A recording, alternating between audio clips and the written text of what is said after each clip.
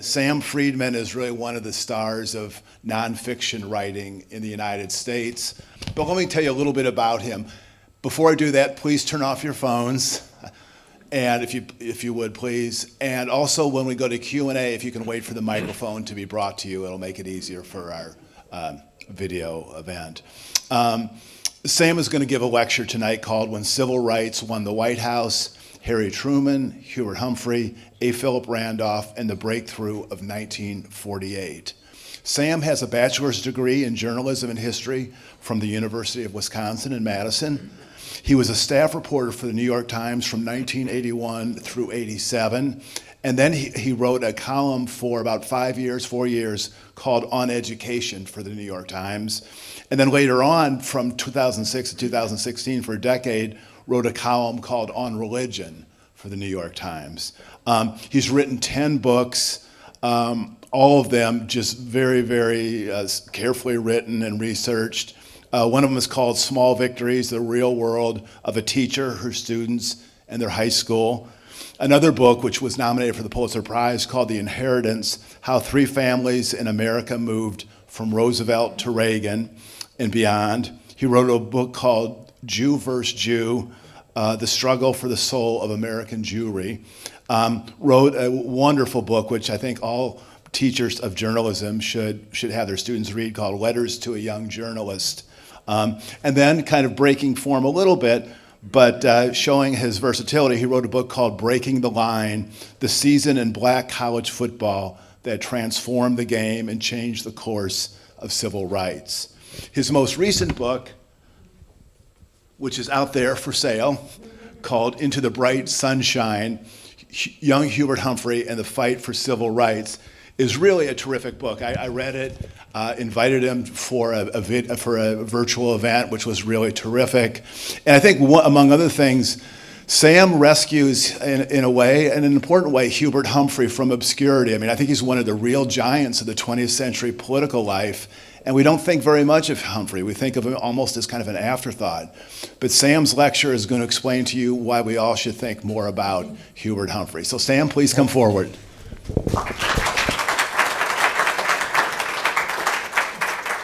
Well, thank you so much, Professor Shaw. It's such a joy to be here, and I have a few personal connections that add to the joy. The first thing I should say is that when I grew up in New Jersey, before Bruce Springsteen made New Jersey cool, everyone in New Jersey wanted to get out of New Jersey for college, especially if, like me, you grew up a mile from Rutgers. And we had some family, friends, and some people at universities doing scientific research who my father knew, and I fell in love with the Midwest. The Midwest just really captivated me from that point on. So all the colleges I applied to in 1972 were in the Midwest, and I was looking for universities that had terrific journalism programs, and I applied to SIU and got rejected. So I'm glad that you will allow me to speak here, even though I was not worthy of matriculation. The other thing I want to say, and John Shaw and I were talking a lot about this morning, one of my early stops as a newspaper reporter was in the suburbs of Chicago, covering education in DuPage County, west of the city.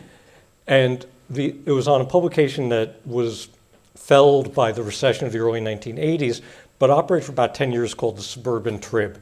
It was a subsidiary of the Chicago Tribune business-wise, but editorially independent. And our editor was this really visionary guy named Charles E. Hayes, Chuck Hayes. And Chuck saw early on that the suburbs weren't just the stereotype of lawns and white bread and vanilla, that they deserved serious coverage. And he had started doing that right out of Medill Journalism School in 1955. And in 1958, he did a series called The Shame of the Suburbs, which was about the exploitation of Mexican migrant workers who'd come up to that part of Illinois, the northwest suburbs of Chicago, to pick tomatoes and pick mushrooms and other things, and were just treated inhumanly. And Chuck, think about doing this in 1958, did a series about it. And somehow, Chuck recounted this to me, it came to the attention of a young legislator named Paul Simon. And Paul Simon, I could not dig down enough to give you all the details, but moved forward with either successful legislation or at least attempted legislation to rectify some of the abuses. And so being here in this place, speaking in a lecture series that bears Paul Simon's name, means an enormous amount to me because of what his track record was. And also when John Shaw was walking me through the Institute and just looking at the people who've preceded me here and who've spoken here, including, by the way, Hubert Humphrey's son, Hubert III, nicknamed Skip, who was part of the successful litigation against tobacco companies when he was Attorney General of Minnesota. But to look there and see Coretta Scott King and a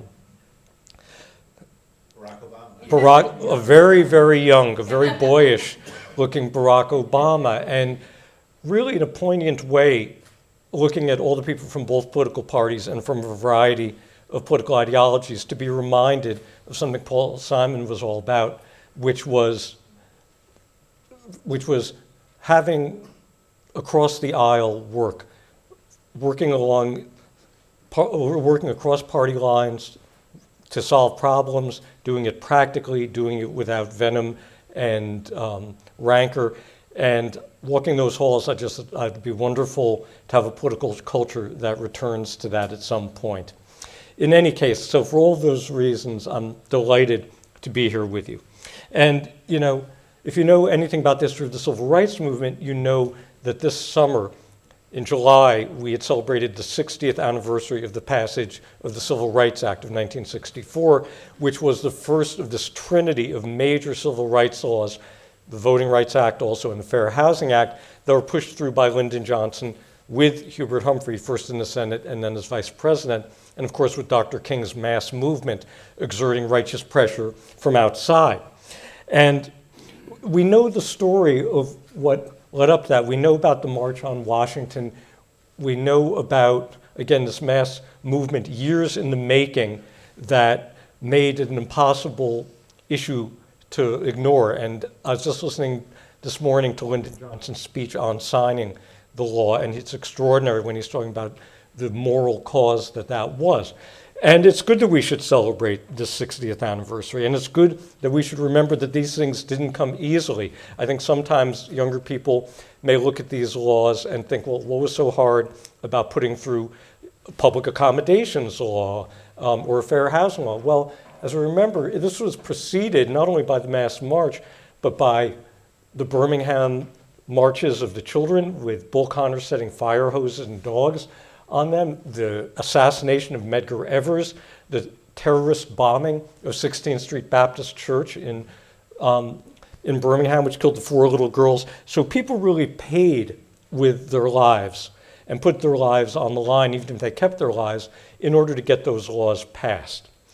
And yet when we think about the civil rights movement and we situate it in that period, and sometimes we think, well, didn't the civil rights movement start in the 50s with the Brown versus Board of Education decision or other events then? We overlook something vital in the civil rights saga that happened in the 1940s, and that involved these 3 rather unlikely allies, and came to a head in July 1948 during the Democratic Convention in Philadelphia. Hubert Humphrey, then the 37-year-old mayor of Minneapolis, who had only held that one elected office thus far in his whole political career for 3 years, a newbie. Harry Truman, the president, almost by accident, who was put on the ticket in 1944, and then when Franklin Roosevelt died in 1945, suddenly, without even having been prepped for the presidency by FDR, became the president. And one of the also really undeservedly overlooked heroes of civil rights, A. Philip Randolph.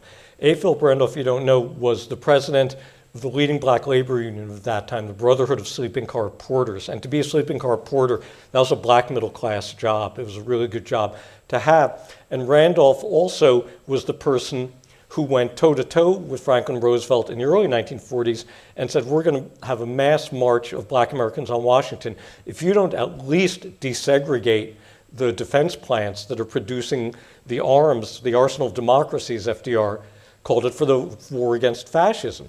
And Randolph would go on ultimately with his protege, Bayard Rustin, to also plan out the 1963 March on Washington.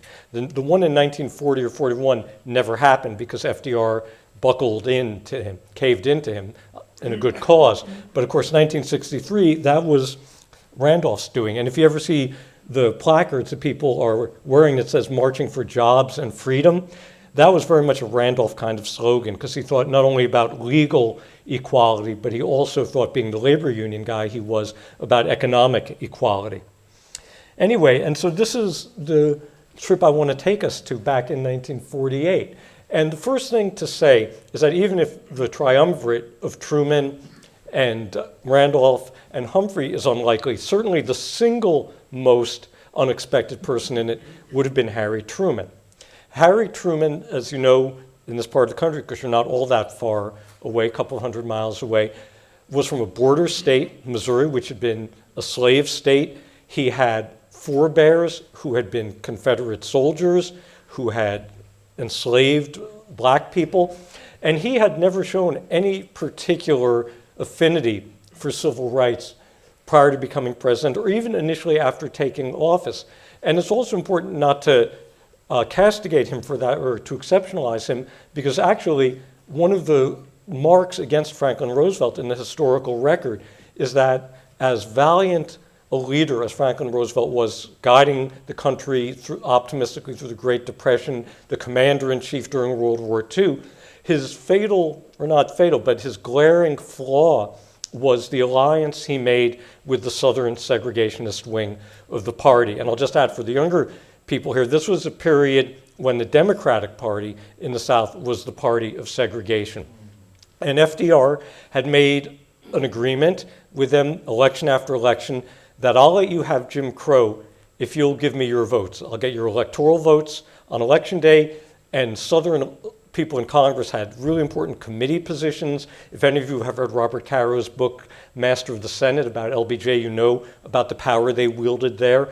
So FDR was willing to give them Jim Crow if they would support the New Deal in Congress and vote for him on election day. And Harry Truman inherited that almost literal devil's bargain. So it made him not the person you would expect to take on civil rights, because even FDR, with all the political capital he had, FDR with Eleanor Roosevelt, the First Lady, urging him to move forward on civil rights, still he wouldn't do it. And then it's important, though, to understand the backdrop against which Truman is becoming president in a couple of ways. And this is part of why he changes on the subject. There's some immediate catalysts for it, which I'll get to in a moment, but there's also the broader picture of what was going on. The civil rights movement of the 1940s, this tragically underwritten about and little known decade of civil rights activity, was really motivated by black GIs. When black men, and it was all men at this point, went into the armed forces on behalf of a country that at best treated them as second-class citizens, and sometimes not as a human being at all, they came up with a phrase and a policy they called Double V. You can see the logo there. Double V stood for victory over fascism abroad, followed by victory over Jim Crow at home. And the idea was that the war service on behalf of this very flawed country, when it came to race, was going to be their leverage to ask America to live up to its ideals after the war. And Jewish soldiers, also in the hundreds of thousands, went into the military as well. They didn't have a phrase as pithy as Double V, but they very much had the same idea that in going to war, in trying to, in some cases, literally save their own flesh and blood, save their own relatives from the Nazis, then they were going to come back and ask for improvements in this country, which, even if, with the exception of something like the Leo Frank case, didn't necessarily lynch them, but subjected them to all sorts of forms of discrimination and oppression in the workplace, in recreation, in higher education, and so on. So the Jewish GIs also had that idea. And the equivalent, really, of the Double V, in a certain sense, was the Judeo-Christian tradition. Now, the first thing you need to know about the Judeo-Christian tradition is that it's not a tradition. As we learn from Deborah Dash Moore's wonderful book, G.I. Jews, the Judeo-Christian tradition was invented for morale purposes during World War II. It was invented because America needed to create a unified fighting force of people who hadn't been around each other, who in some cases had been violently at odds with each other on the home front. And because since Nazism, as well as Imperial Japan, was literally secular, well, I suppose the Japanese worshipped the emperor as god, so I should take that back, but Nazism and Italian fascism were secular movements. A way of differentiating the Allies from them is to say, we represent religious values put into the field of battle. So that's where the Judeo-Christian tradition comes from. And one of the really important moments in it, again, akin to the imagery, the iconography of Double V, was in 1944 when a U.S. troop ship called the Dorchester was going across the North Atlantic, and it was sunk by German U-boats. And it went down very quickly. It was a ghastly episode in which the gasoline caught fire on the surface of the water, and the GIs who didn't drown were burned to death. It was horrific. A few hundred only survived. On that ship were 4 chaplains, a Reform rabbi, a Catholic priest, and 2 Protestant ministers. And it became known that they refused to say themselves that until they went under, they were making sure that the soldiers on the ship were getting to what lifeboats were available. And that story was told and retold on the home front. And they became the martyrology of the Judeo-Christian tradition. That's a commemorative postage stamp. I once recently met someone whose father, I think, had been in the military or had been a chaplain shortly after the war. And there was a period of time after the war when the official Bible that was given to chaplains, sort of an interfaith version of the Bible, included pictures and the story of the 4 clergymen who went down. So that was also starting to make the same claim for inclusion. What's our part in this country going to be when we come back home? And of course, opening up widely, what had been going on in the 1930s and the 1940s was the entire rise of Nazism with its racism, its anti-Semitism, Kristallnacht, the death camps.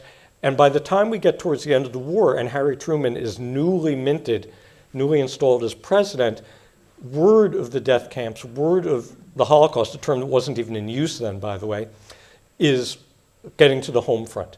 Dwight Eisenhower asked American journalists to come into one of the death camps he liberated because he said, this is so horrific.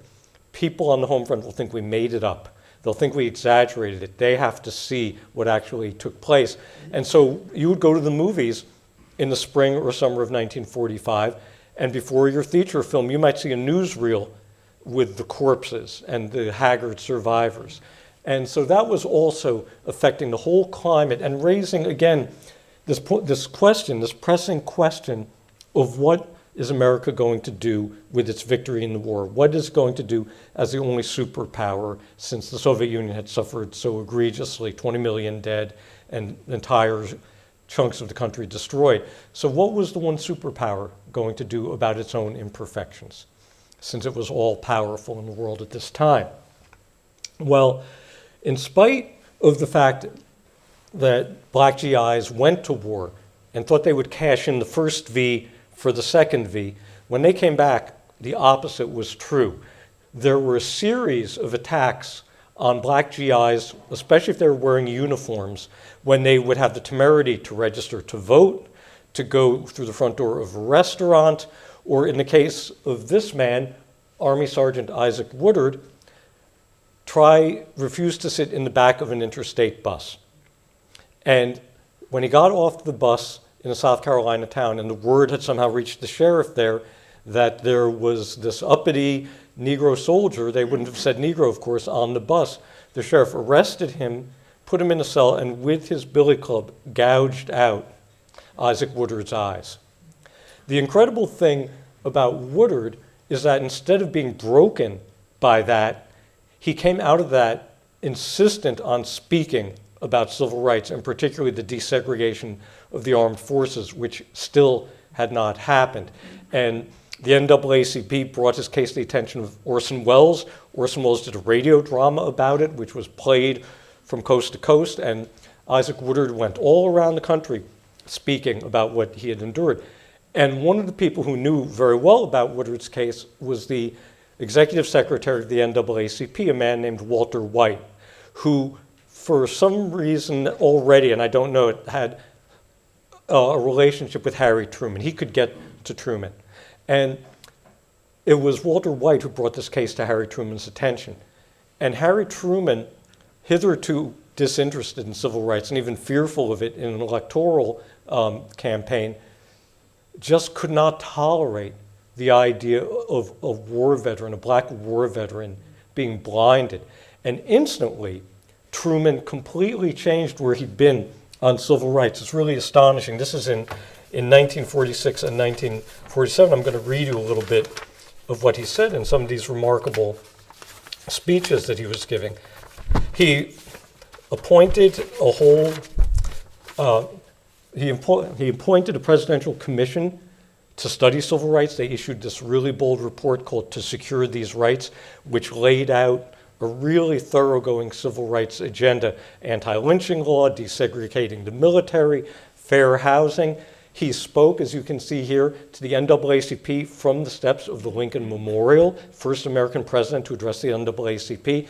And when he gave his State of the Union address in 1948, he led off with the civil rights program. That's what his political agenda was for 1948. But already there were rumblings from the segregationist wing of the party that they would revolt against it. And when Truman looked down the calendar and realized, hey, I've got to run for re-election, or actually not re-election because he hadn't been elected the first time, I'm going to run for election in November, I think I'm going to forget about my own civil rights program. It's really extraordinary. All of a sudden, it's as if Harry Truman had never been the president who had pushed for civil rights. There's nothing to be said of it, and his advisors are assuring him that he'll win and be able to keep the South, even though they had already started to distrust him. Well, A. Philip Randolph, seeing all this happen, takes on a campaign to pressure Truman. And again, A. Philip Randolph is fearless. This is the guy who went toe-to-toe with FDR. And he meets with Truman in the White House and basically says, if you don't desegregate the military, I'm going to advise black young men to resist the draft. Imagine saying that in the Oval Office to the president. And just to prove that he's not dissuaded when Truman resists that, later, and this is in the photo, Randolph is called in front of Congress to testify about this plan, and he's threatened with being charged with treason. He still refuses to be intimidated, and he goes ahead with this campaign that he called against the Jim Crow military. And the reason he did it is that there were people in the black community who had been writing to him. This is a letter that comes to A. Philip Randolph from a war veteran named D.M. Bowman. And he says, I was eager and anxious to see for myself if there had been any conditions improved for the so-called Negro veterans. No, not one have I found. I found the Negro veterans having to go in the back of white cafes, just as they had always done. I found them having to sit in segregated coaches on the train, just as they had always done. I found them having to ride in the back of buses, as they have always done. I found them having to Mr. and Miss white boys and girls that they reared and played with, just as they had always done. I found them still being beaten and kicked around by white cops and white folks, as they had always done. Then he goes to the end of the letter and tells Randolph, you have the solution ready. Just don't go. And so that's what Randolph was doing to try to turn up the heat. And Randolph understood that desegregating the military was the single most important civil rights issue of that time. The stature that the American military often has, but particularly right after winning World War II, was stratospheric, and he knew that if he could get the military color line broken, it was going to open up other triumphs for civil rights. And so that was his goal. And now we come to the last of our triumvirate, and this is Hubert Humphrey, who maybe not quite as much as Truman, but almost is someone you never would have guessed, based on geography and demography, would ever take on the fights against racism and anti-Semitism as the key issues of his domestic policies. Because this is where he grows up, Doland, South Dakota, 250 miles due west of the Twin Cities, surrounded by the wheat fields. Doland had been set up by the Chicago and Northwestern Railroad just for one purpose, so that the farmers would bring in their grain, which would be shipped to the flour mills of Minneapolis. The ranchers would bring in their livestock, which would be shipped in to the slaughterhouses of St. Paul, and the railroad and the flour companies like Pillsbury and packing houses like Swift and Armour would set the price, and the farmers could take it or leave it. They had no other way to get to market but with that railroad. And Humphrey's family, they were not farmers or ranchers. His father, who had lived in a few other places in the upper Midwest prior to this point, ran the local drugstore. And that is where you see Hubert Humphrey at the soda fountain as a teenager giving his unpaid familial labor to the family drugstore. And for a while, when wheat prices were really high coming out of World War I, the Humphreys were really prosperous. That is their house, which was, and I can tell you, having been in Doland several times, the fanciest house in Doland. The way you know it is that they're 1,000 miles from any ocean, but they have a widow's walk. And so that was the life that the Humphreys had at that time. And then, little known aspect of the economic history of the plains, by 1922 or 23, wheat prices have crashed as Europe's getting back to normal. And suddenly, it's like the Great Depression that the rest of the country got after 1929. The Dakotas were having that in 1922, 23, and onward. Banks are closing. Mortgages are being foreclosed upon. Small businesses are going out of business. The Humphreys lose that beautiful house. They barely hang on to their store, which will ultimately lose a little bit later on. And that's part of Hubert Humphrey's political education, because that's where, before there's a New Dealer, he becomes a New Deal. Before there's a New Deal, he becomes a New Dealer. Because Humphrey, up to that point, had accepted what was the prevailing Protestant theology of Doland, which said that basically all failure is individual failure. If you failed, then it's because you're the grasshopper. It's because you were spendthrift or incautious or greedy. And Humphrey sees what the fall in crop prices has done and realizes a lot of these people did nothing wrong, and they're suffering grievously. And he begins to think, before there's FDR and the New Deal, what can government do to make things better?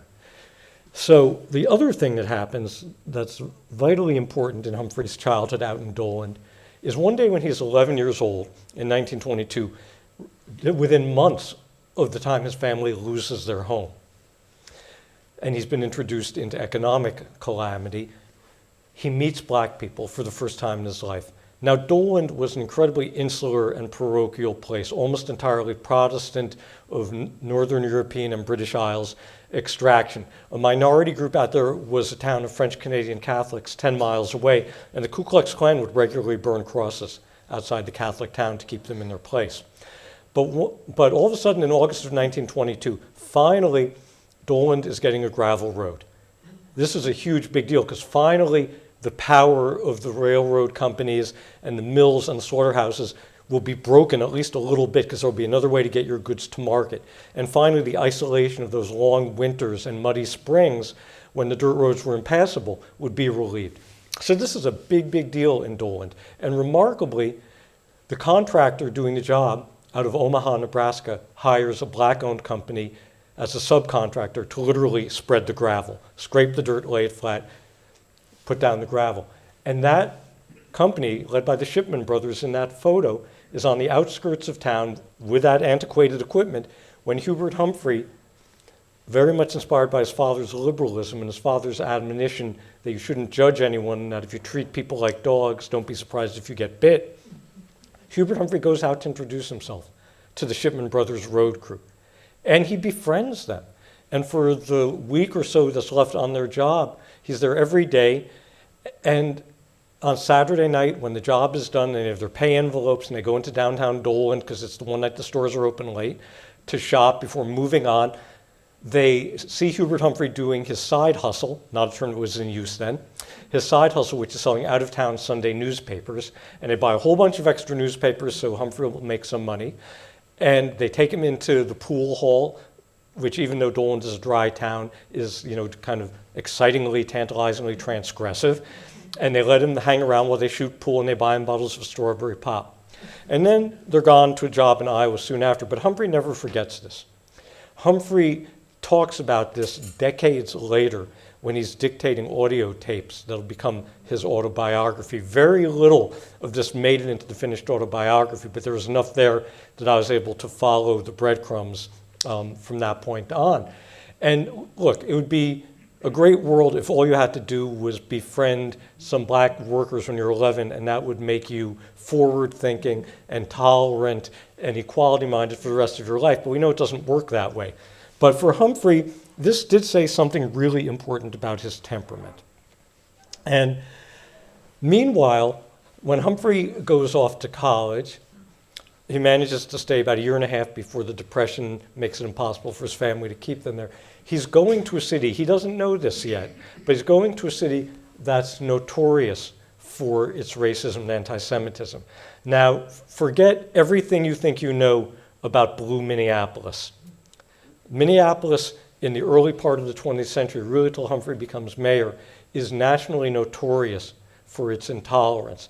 It was a place where in 1931, in that photo, a black World War I veteran named Arthur Lee, who worked for the post office, bought a house in a white middle-class neighborhood in South Minneapolis, and night after night, thousands of people wearing their Sunday best, wearing their fedoras and dresses and ties, they were proud of what they were doing, they weren't ashamed, besieged the house.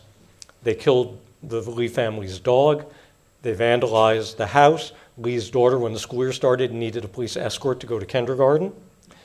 And that was the way things happened in Minneapolis. And when people in the black community tried to call attention to this, they would be told, oh, this is just, the riffraff. And really, why did the Lees have to bring it on themselves?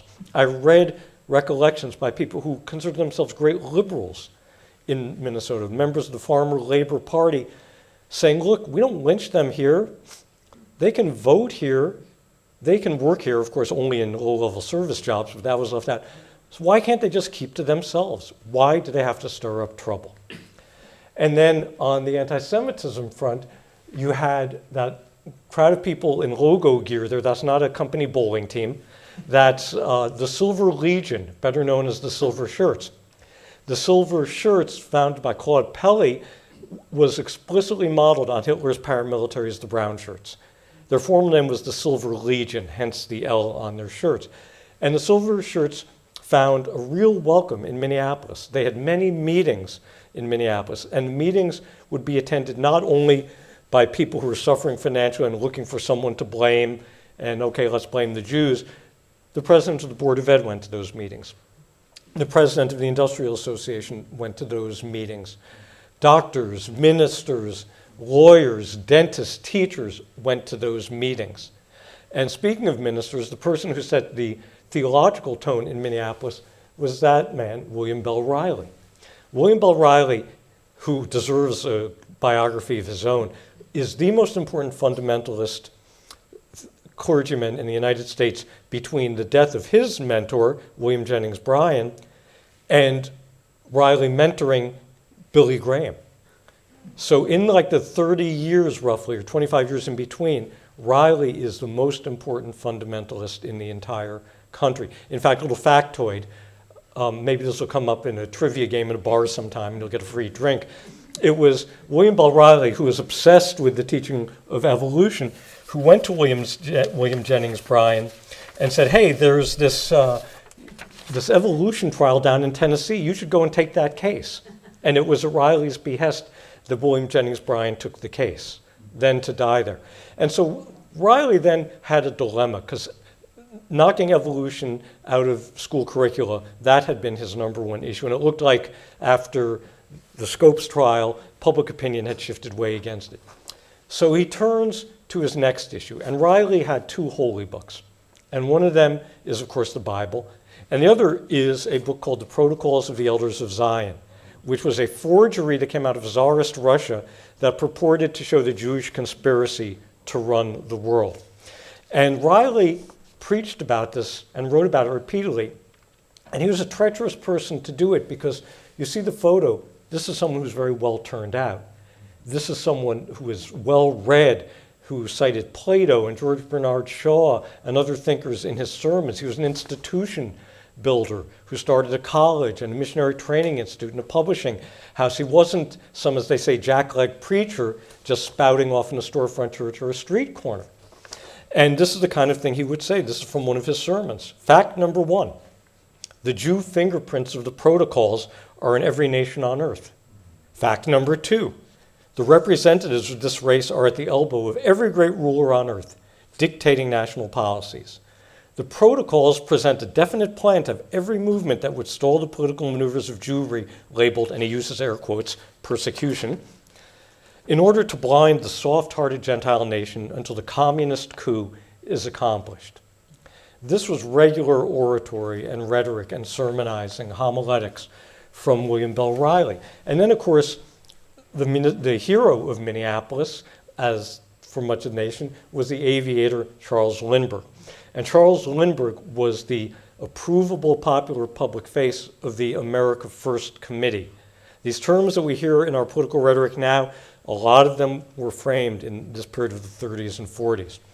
And Lindbergh, in a notorious speech in Des Moines, Iowa, about 2 months before Pearl Harbor, says there are only three groups of people who want the United States in the European war: the British, the Roosevelt administration, and the Jews.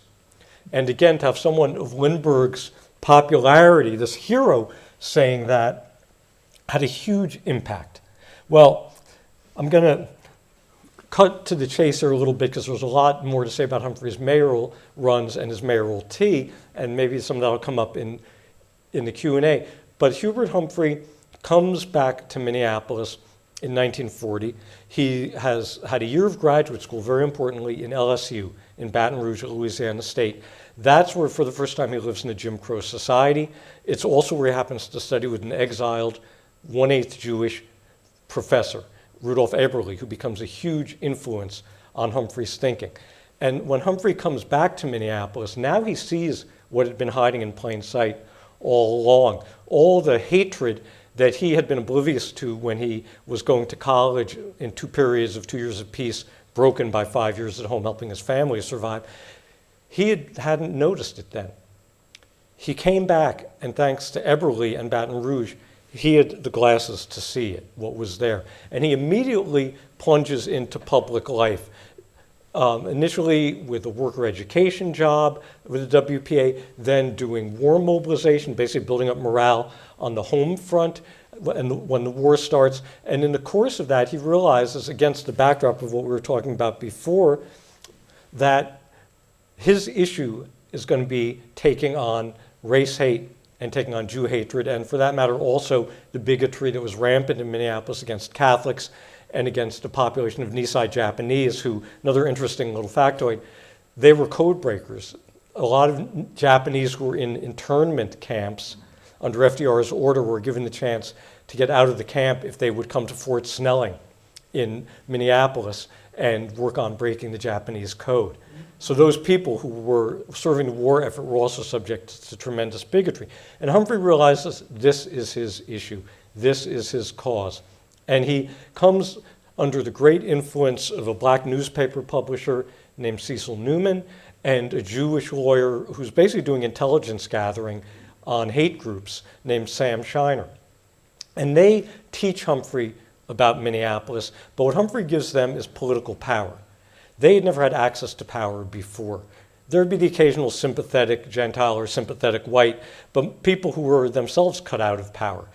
Now Humphrey comes in with ambition and skills, and he says, your cause is going to be our cause. And so Humphrey runs the first time for mayor in 1943. And he runs sort of a conventional campaign, actually. It's like he's still sort of tiptoeing out there. He emphasizes his Norwegian ancestry. He talks about cleaning up the gangsters downtown. He talks about fixing the city charter. But he runs a very Humphrey-esque, energetic, ebullient campaign. And so he almost defeats a rather complacent incumbent. 2 years later, he runs again. And this time it's really different because he's running, the elections were always held in the spring and early summer in Minneapolis, the municipal elections, right after the liberation of the death camps, right as word of this is getting to the home front. And on the one hand, what those revelations do is sensitize people, even in an overwhelmingly Protestant conservative city like Minneapolis, that there's no such thing as kind of polite hatred. That, not letting the Jew join your country club carried to the logical extreme takes you to the death camps. But incredibly, at a time when you would expect there would be some sympathy for the small, rather beleaguered Jewish community in Minneapolis, there were a series of attacks on Jewish teenagers and children around their neighborhood on the north side, and they're beaten and made to give the Heil Hitler salute, and they're, knifed, and then when they're bleeding out, the attacker says, "Oh, I want to see some of that Jew blood." Their cars are pushed off the road, and there's this mass meeting in April 1945, and thinking back to the Judeo-Christian tradition and its unkept promise, a rabbi at that meeting says, 2,000 Jews are there, the mayors are the police chiefs there. The rabbi says, "Is this why our sons were dying in this war, for this?" And the mayor's like, "Oh, this is just teenage hooliganism. Stop your belly aching and special pleading. This isn't the good people of Minneapolis, except the good people may not have done the acts, but the good people tolerated those acts and always had." And Humphrey swoops in and says, Minneapolis has had a problem with bigotry for decades, and it's never been willing to face it. And it was inevitable it was get violent, and now it's gotten violent. And Humphrey sweeps to victory. And on this, as you can see, the 5-point plan. And he becomes mayor, and he does two remarkable things which will put him on the national radar, which is why this is important to the 1948 convention and election story. He pushes through one of the first really meaningful fair employment laws in the whole country. He's moving to outlaw restrictive covenants in housing until a Supreme Court decision basically does it for him. He, in a way that's kind of heartbreaking, seeing the brutal behavior towards minorities of the Minneapolis police force, starts to require every police officer to go to the University of Minnesota for training in what was then called human relations. He orders that every police officer carry the city's human rights ordinance on their person, on duty. The tragedy of Humphrey vaulting into the Senate so quickly is that work never got finished, and that gives us George Floyd. In any case, he's doing that. He also brings in a sociologist from the HBCU, Fisk University in Nashville, to lead a survey to basically create what we now call a database demonstrating to Minneapolis how deep and entrenched and wide-ranging his problem with prejudice is, because he realizes he won't even get the laws through if he can't persuade people that there's a problem. And he does it, and it gets him on the national radar for the first time. But just so you realize that this wasn't popular with everybody, that this was still a city that had loved Charles Lindbergh and had gone to Silver Shirts rallies and had worshipped with William Bell Riley. One late night in February 1947, Humphrey's coming home from a typical evening for him on the mayoral rubber chicken circuit. Now, he had already had at least one credible death threat, and his police chief had tipped him off to it, and that night they had Humphrey not go home on his usual route. But in the aftermath, the police chief said, "You've got to have police protection wherever you go." So Humphrey's being driven home by his regular officer with a sidearm, Vern Bartholomew, and he's bringing home a couple of aldermen in the car with him. And Humphrey being Humphrey, it's late, he's at the front of his house. He tells Bartholomew, take the council members home, I can walk it from here. So he walks to the front door, and weirdly, the closest street light is out. And then he's like over the front door, jiggling his key, and all of a sudden, 3 bullets whiz by his head. Muriel, his wife, and one of his great political advisors had been waiting up because they would always talk politics late at night. I mean, on the one hand, she had to do all the emotional labor. In some ways, it was a very misogynistic marriage. She did all the child rearing while he was out being mayor. But in other ways, it was a very forward-leaning marriage because he really took her entirely seriously as a political thinker and advisor. So when he would come home late at night, they'd sit up for another hour or two talking politics. So she's been waiting for him to come home. And she opens the door, pulls him in, and Humphrey says, "Why would anyone try to kill me?" Which is actually a dumb question, because there are plenty of reasons for people to want to kill him. And Muriel and Humphrey then assemble what had happened in the preceding 15 seconds or so, and Muriel realized she'd heard their pet dog bark, and then heard what she thought was a car backfiring. Now they realized it was the bullets being fired, And their hypothesis is that their dog Tippy's barking threw off the concentration of the assassin, and that's why Humphrey wasn't hit. So, in a way that you could never do now, Humphrey keeps this out of the paper for weeks. And the police, though, meanwhile, continue to work the case. And ultimately, they find a follower of Gerald L. K. Smith, the white nationalist at that time, named Maynard Orlando Nelson, right there. And they arrest him on some other charges, because Humphrey, interestingly, didn't seem to want to give Nelson the chance to play a martyr at a trial, so he didn't press charges. But there are a bunch of other charges that the police and prosecutors brought against Nelson. And in his apartment, guns, brass knuckles, knives, a map of World War III, correspondence with a white supremacist group in Georgia called the Colombians. If any of you know the movie Driving Miss Daisy or the film, or know Melissa Fagrien's book, The Temple Bombing, all those things involve, at one plot point, the bombing of a Reformed temple in Atlanta because this rabbi was too outspoken on civil rights. The group that tried to assassinate that rabbi, those were Maynard Orlando Nelson's pen pals. And interestingly, I don't know if any of you have listened to season 2 of Rachel Maddow's incredible podcast, Ultra, but it talks about this movement in the post-war years when people on the extreme right were trying to say that the Nuremberg trials had been unfair to the Germans. And having heard that, I wish I'd known this when I was doing this book. You could see somewhere in that photo of Nelson's desk is a pamphlet about the unfair verdict in Nuremberg. So this is who tried to kill Humphrey. So he almost paid with his life. And when people think of him only as this jovial guy and this cornball of a guy, they don't understand him at all. After he barely survived that night, he went right back to work. He kept pushing every bit as hard. And that led him to his meeting with Harry Truman, A. Philip Randolph, and Destiny at the 1948 Democratic Convention in Philadelphia. So at the 48 convention, it's a done deal that Harry Truman is going to be nominated. There are a lot of people in the party who had wanted to draft Dwight Eisenhower or William O. Douglas or somebody else. Does this remind you of a recent set of events in the Democratic Party? But none of them wanted to run, so Truman was going to be nominated. Everyone expected he would lose. Everyone expected he would lose. But the big issue was going to be civil rights. It was going to be, will finally the Democratic Party endorse civil rights? And yes, the Republican Party, as a party of Lincoln, had a better track record on civil rights, but it was out of power.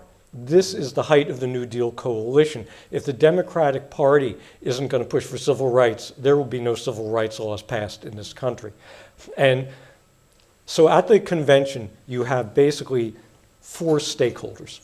You have Harry Truman, who's in the White House, giving orders to his leaders on the floor of the convention, saying, I don't want any language about civil rights. We need to keep the South.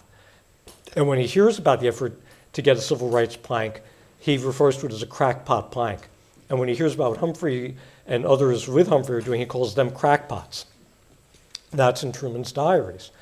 So there's Truman. That's his wish. Keep the lid on it, placate, appease the Dixiecrats.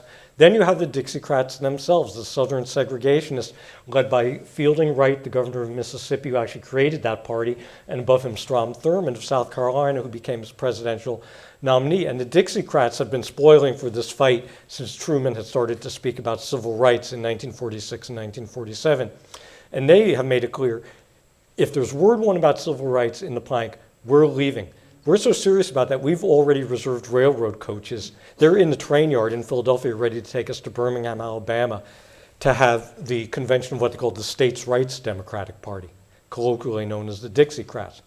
So they're just not having it.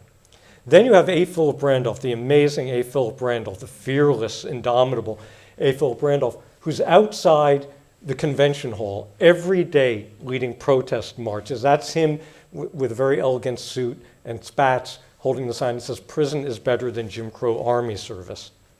So he's pressuring from the outside. And then inside you have Humphrey and a group of liberal insurgents and who are pushing for this plank. And you have to understand, there were 1,700 voting delegates, 10 were black. Okay, there were very few women delegates. There were probably no other racial minorities of any kind. So it's not like you had a strong faction of other minorities or, or of women who are numerically the majority but treated like the minority who would push a civil rights plank. This was basically going to be Humphrey pushing white males to, as we would say in today's language, give up some of their white privilege. That's what's so extraordinary about what he pulls off. And so through the week, there's all this wrangling through the different committees that are assessing the platform, and Humphrey works with a wonderful guy named Andy B. Miller from Wisconsin who knows these very abstruse convention rules that give Humphrey the right, even after he has lost on the civil rights plank in the platform committee, he has a chance to still have it introduced to the whole convention and to speak for it. So this is what happens on July 14th, 1948, in sweltering Convention Hall in Philadelphia. TV lights are on, it's 90 degrees and East Coast humidity outside. People are fanning themselves and running rivers of sweat. 15,000 people have packed the Convention Hall. 60 million people are listening on radio. 10 million people are watching on TV. It's like a Super Bowl-sized audience today. And Humphrey has to give the speech of his life to put this over, and he proceeds to do exactly that. And the speech does a couple of really important things. Number one, it argues that you can't have a liberal New Deal party and tolerate Jim Crow. That's morally indefensible. Secondly, we're in the Cold War here. The US and the Soviet Union are vying for the allegiance of these decolonizing black and brown countries around the world. And Humphrey says we have to be morally consistent in the world too. We can't have a double standard. We can't ask these countries to embrace Western democracy if Western democracy accepts Jim Crow. Then one of his aides, Eugenie Anderson, adds in a very important paragraph that basically puts Harry Truman in a bear hug that Truman doesn't want, and says, we salute our president for his bold program of civil rights. So that's saying to the delegates, hey, you're not defying Truman, you're actually giving him what he first put out there, which had the virtue of actually being true. And the plank itself is very explicit about desegregating the armed forces, about protecting personal safety, about fairness in employment, and it extends those protections not only on the basis of race, but also religion, creed, and national origin. So this is really important for Catholics, Jews, Nisei Japanese, Chinese Americans, Mexican Americans, the large minority groups of that kind. They're all going to be covered if that language becomes law. And the other thing about the speech that really helped Humphrey is he was garrulous to a fault. Some of us remember that. He was someone who did not know when to stop, and he would lose audiences. And a couple of months before this speech, he was speaking to the American Federation of Labor and went on and on and on and talked over and through standing ovations and ended up boring the crowd. And Muriel was with him on that trip. And Muriel says to him afterward, Humphrey's kind of swanning around, he thinks he killed, as the comics would say. And Muriel says, Hubert, dear, a speech need not be eternal to be immortal. And the convention rules only give him 10 minutes. Force that kind of succinctness on him, and it really helps. And the lines everyone remembers if they know this speech, I'm going to read them verbatim. I don't want to try to paraphrase them because they're so eloquent. He says, my friends, and you can, by the way, hear the speech. The audio is on YouTube. I highly recommend clicking on it. My friends, to those who say that we are rushing the issue of civil rights, I say to them we are 172 years late. Do the math, that means 1776. To those who say that the civil rights program is an infringement on states' rights, I say the time has arrived in America for the Democratic Party to get out of the shadow of states' rights and to walk forthrightly into the bright sunshine of human rights, to which I say there's a good book title in there somewhere. And amazingly, Humphrey gets the votes. The plank passes. And at that point, the Dixiecrats walk out. They're led by none other than Bull Connor, who was later the police chief in Birmingham, who brutalized the civil rights marchers there. He was in the Alabama delegation at that time. And Humphrey is hailed as a hero, and he returns home to Minneapolis and also receives in equal measure, because I've read it all, hate mail and supportive, adoring letters, but people were very divided. But it puts him even more on the national radar screen. And Harry Truman now has no choice but to run as a civil rights candidate. He's stuck. He's bear-hugged. And so 2 weeks after the convention, Truman signs executive orders that desegregate the armed forces and desegregate the federal workforce, which are two really overlooked landmarks in civil rights. And then Truman, being Truman, goes on and for the rest of the campaign inexplicably stops talking about civil rights for a while. But on the last weekend before Election Day, he goes to Harlem, and he becomes the first major party candidate ever to hold a rally and give a speech in Harlem, the symbolic capital of Black America. And when Election Day arrives, there is a surge of black voters into the Democratic column. He outperforms FDR at his best. And those black voters, specifically in this state, Illinois, in Ohio and California, that's the electoral vote margin that Hubert Humphrey has over Thomas Dewey. And you can look at his vote margin in each of those states, and it's provided explicitly by how many more black votes he got in 1948 than FDR got in 1944. So he is elected on civil rights. That's why he can hold that headline, Dewey defeats Truman, with that big grin on his face. So you know what eating grin. And of course, the long tail of 1948 takes us close to the present because unfortunately, when Harry Truman went back into office, he quickly became unpopular. He didn't have the political might to be able to push through his civil rights agenda, and things languished. And Dwight Eisenhower and John F. Kennedy were both basically fairly timid on civil rights. And it waits until John F. Kennedy is assassinated after he has finally put in a civil rights bill in the wake of the Birmingham bombing, I believe. And when Lyndon Johnson assumes the presidency, he makes it his cause to push through the civil rights law. And he has the political acumen, and I should really defer to John Shaw here because he's a much greater scholar of Congress than I am, seriously. But he has the political acumen to manage to get it through, to get the Civil Rights Act through, followed soon by, as I said earlier, the Voting Rights Act, the Fair Housing Act, and also the Great Society Social Compact legislation. And that really sets the Democratic Party on a path that continues to this day, you know, whether it's with Kamala Harris or Hakeem Jeffries, Barack Obama, and overall with a party that, for whatever its drawbacks, is essentially still a party of inclusion, crossing lines of race, gender, sexual orientation, and so on. That party is born in 1948 when the Dixiecrats basically expel themselves from the party. But on the other side, the tale of 1948 is also long because, all right, I thought I had more slide there.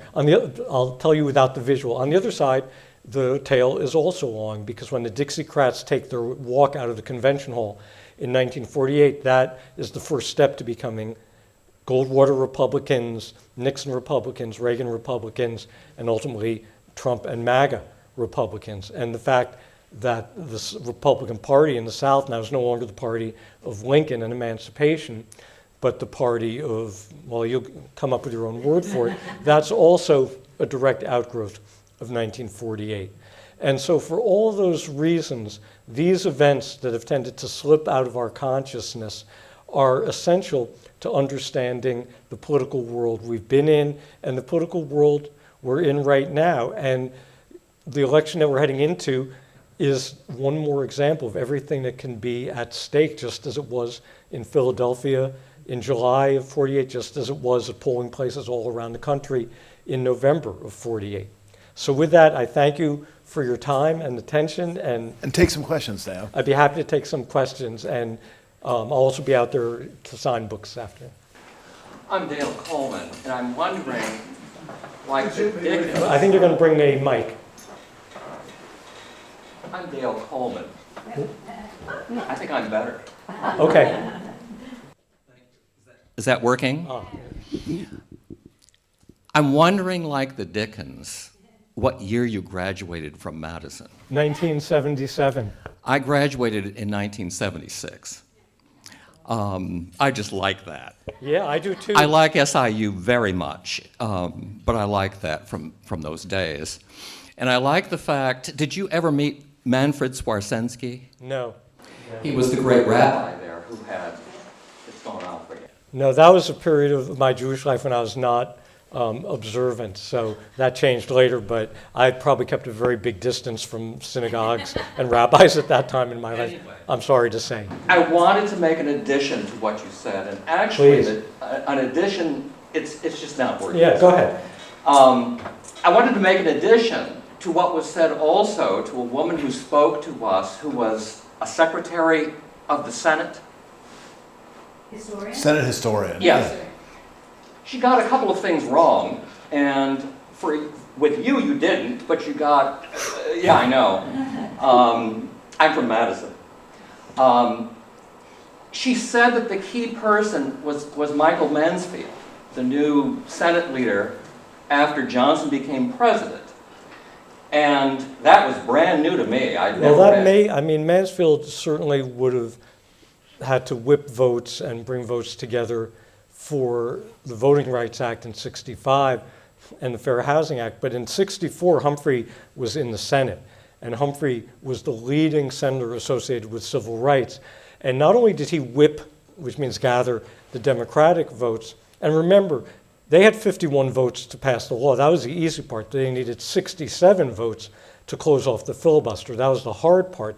And that was where a coalition of segregationist Democrats and very conservative Republicans always stymied it. And LBJ, and this is all wonderfully told in Robert Caro's books, LBJ knew that he needed Everett Dirksen, the leader of the minority in the Senate, to deliver some centrist Republican senators to get to 67.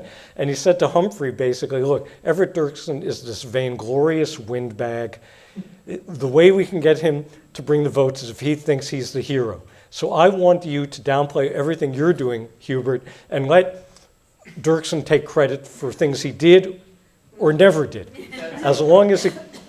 That was not said. Yeah. And I thought, when Johnson put a twist onto Dirksen and forced him, a rather conservative senator from Southern Illinois, Right. he did it.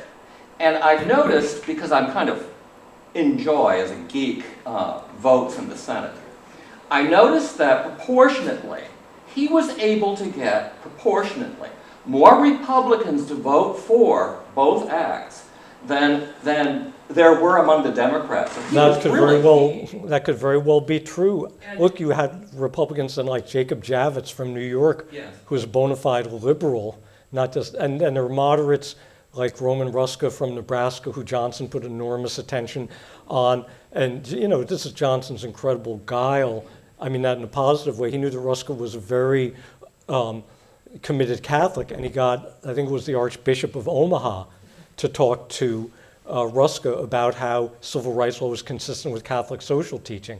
So he figured out what was anybody's button. When I was 18, I was elected from Michigan to go to the Republican National Convention in '72. And the party as I knew it is not anything like today. I sat next to, every day, because I got such a charge out of the senator from Kentucky, his name was John Sherman Cooper. Yeah. He had voted for civil rights and voting acts, and he said, I'm a Christian, that's what you do. Right. He talked about how he helped bring in all of these Republican senators.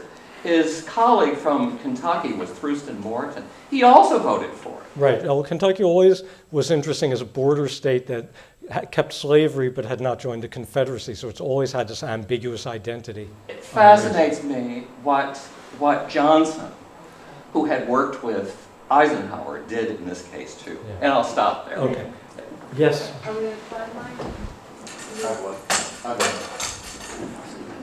There. Hi. Hello. No, not really. Now, this is an actor. You know I can it's not try her. to You know it's the hear. mic. Let's try it. No, it's really just not working. I'll Two questions. repeat it. Kind of at the early part and later part of Humphrey's life, what did he study in college, and did he go to grad school specifically to become involved in politics? And when he was vice president to Johnson, was it his ideas about civil rights that were filtered to Johnson, or were they just happened to be of like mind? Okay, so the first question was, what did Humphrey study in college and grad school? He was a poli-sci major at the University of Minnesota, and he went to LSU they called their department government. It was essentially poli-sci, but they called it government. And he really thought at that point he was going to become a college professor. When he initially goes back after it's a terminal master's program at LSU at that time, so he goes back to Minneapolis in 1940, ostensibly to get his doctorate at the University of Minnesota with the idea that he would teach. And he often did teach college in between other parts of his life, but very quickly, when he got absorbed in the public life of the city and the war against fascism and the issues of fighting anti-Semitism and racism, he really knew that's what his calling was. But he was very erudite and he had an incredible memory, so he certainly made use of what he had learned. And the other question was it Humphrey talking to Johnson or urging civil rights on Johnson? No. Again, I defer to Robert Caro, and also one of my favorite books about that period of political history, Judgment Days by Nick Kotz, which is a fantastic book about the relationship between LBJ and Martin Luther King, just for about this 3 or 4 year very eventful period. And in both those books, as well as others, it's clear that Johnson, once he became president, could break cover, that he had, and this is Robert Caro's assertion, I have no reason to doubt Caro, certainly, that Johnson had these beliefs. We know that he had taught in a Mexican-American school in South Texas and been really harrowed by the poverty and bigotry he saw there. But he knew, in Caro's telling, that to accumulate power in the Senate, when people like Richard Russell of Georgia were the dominant senators controlling the committees, you had to pretend that you were a segregationist too. And Johnson voted against a lot of anti-lynching legislation, for instance, at that time. And then finally, he becomes president, and now he doesn't need them anymore. And that's when he breaks cover, and Richard Russell calls him a turncoat, that exact word. And so I don't think he needed Humphrey to push him. I think what Humphrey provided, though, and one of the reasons he put Humphrey on the ticket as vice president, is that Johnson, in that LBJ way, had this paranoia about the Kennedys. And he felt like even after he had muscled through the Civil Rights Act of 1964, he still thought, well, those Kennedys still don't think I'm a real liberal. They just think I'm, a redneck, from Texas. So I'm going to show them, I'm going to have the vice president be the most associated with civil rights senator. And that was part of the value that Humphrey brought to the ticket. And he'd partly earned it by doing such a good job gathering votes and sweet-talking Everett Dirksen earlier in the Senate. So he and Johnson were absolutely pushing in the same direction, but I don't think there's any question but that Johnson moved totally at his own volition. Sam, tell a story about Humphrey's transformative visit to D.C. to visit his sister who had moved out in the D.C. area. Okay. Just tell about that. Thank you. And by the way, I also say one of the parts of the book I loved writing took place maybe 100 yards from here, which was when Hubert Humphrey went down to LSU, he took the Illinois Central down. And that was his experience seeing what was called the Jim Crow car, that once the train passed out of Illinois, they'd make all the black passengers leave the integrated coaches and go into this awful, hot, smoky car right behind the locomotive, which was called the Jim Crow car. Anyway, so Humphrey has an amazing sister named Frances. She's chronologically younger, but she's really like his older sister. And in fact, Humphrey was kind of a feeble kid because he'd almost died in the influenza pandemic of 1918 and 19. And so it was actually his younger sister Frances who would sometimes beat up the bullies who were picking on Hubert. And Frances, when she sees that the Humphrey parents are bringing Hubert and his older brother Ralph home from college because there's no money, and she's 1 year into college herself, she's like, if they're bringing the boys home, I sure as hell know they're not going to let the girl go to college. So she just picks up and gets herself to Washington, where an uncle works for the agriculture department, and puts herself through GWU, George Washington University, and gets discovered by Eleanor Roosevelt as this young social worker. So first of all, she's into civil rights a good 5 or 7 years before Hubert Humphrey really is, a good 5 years, I'd say. And Humphrey, in the summer of 1936, is planning to go to what's going to be the first ever Boy Scout Jamboree. And it gets canceled because of a polio epidemic. And it was going to be held in Washington. But he is so pumped about visiting his sister and seeing Washington, because he worships Franklin Roosevelt, that he goes anyway. And on that trip, He sees the Senate and the House in session. He goes to the monuments. He goes to the museums. And at that time, there was 2 or sometimes 3 times a day mail delivery. And he and Muriel are sending letters and postcards a minimum of twice a day to each other. It's incredible to read. And at one point, he writes to her and says, basically, I know you're going to think I'm crazy, but when I walk up the steps of the Capitol, I feel like this is what I should be doing with my life, is serving here. And Muriel writes back, one of the many times she's so wise, and says, that's not crazy. Your dream is my dream. But this is important. She says, but you'll never have that dream unless you leave your father's drugstore.